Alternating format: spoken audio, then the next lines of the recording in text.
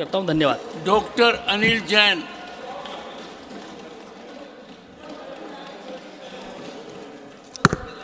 धन्यवाद सभापति महोदय।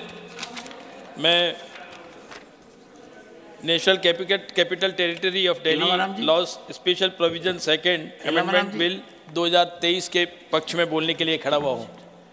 बाकी सब चले गए। बिल, माननीय सभापति महोदय, यह बिल जो दिल्ली के लोगों को, क्योंकि दिल्ली जब देश आज़ाद हुआ तो दिल्ली की आबादी करीब 8 से 10 लाख थी और बढ़ते बढ़ते दिल्ली की आबादी अब करीब 2.5 करोड़ हो गई है।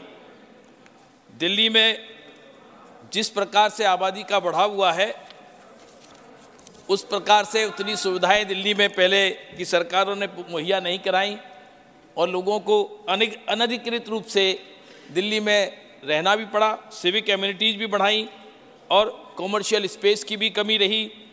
दिल्ली में हाउसिंग की भी डिमांड रही और इसके तहत स्लम्स और अनऑथराइज्ड कॉलोनीज और कंस्ट्रक्शंस हुए, लेकिन इनके रेगुलराइजेशन की कोई व्यवस्था, झांसा देने की काम तो जरूर किया गया। शीला जी की सरकार हो, कई बार माननीय मैडम सोनिया गांधी से पत्र बंटवाए गए, लेकिन दिल्ली के लोगों को कोई अधिकार नहीं दिया गया। दिल्ली के जो अनधिकृत कॉलोनी थी उनको रेगुलराइज करने का झांसा दिया गया। पहली बार माननीय नरेंद्र मोदी जी के नेतृत्व में हमारे शहरी विकास मंत्री हरदीप सिंह पुरी जी ने पहली में 2019 में जो अनधिकृत कॉलोनीज थी उनको अधिकृत करने का काम किया और 8 मार्च 2022 को ये परिपत्र भी जारी किया। अब दिल्ली, क्योंकि दिल्ली में अब 2041 का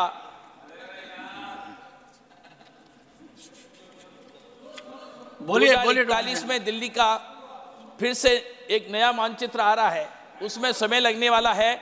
उसमें डेवलपमेंट के लिए और उस समय को पूरा करने के लिए जो योजनाएं माननीय केंद्र सरकार में माननीय मोदी जी के नेतृत्व में दिल्ली में लागू हुई थी, उनको समय देने की आवश्यकता है और उस आवश्यकता को ध्यान में रखते हुए हमारे माननीय मंत्री जी जो 2023 तक 31 दिसंबर 2023 तक जो प्रोटेक्शन है प्यूरेटिव एक्शन से, उस प्रोटेक्शन को 31 दिसंबर 2026 तक एक्सटेंड करने का जो बिल लाए हैं, मैं उसका समर्थन करता हूं, जिससे कि दिल्ली वासी सुरक्षित रह सके, संरक्षित रह सके और इन झांसेबाजी कांग्रेस की हो या आम आदमी पार्टी की हो, इनसे बचे रह सके।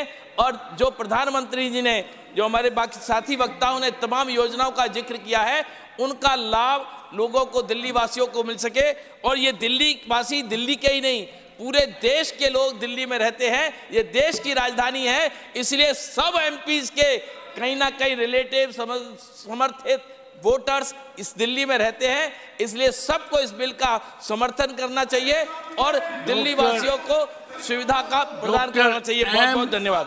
थम्बी दुराई 3 minutes। Thank you, Chairman sir. Honorable Minister.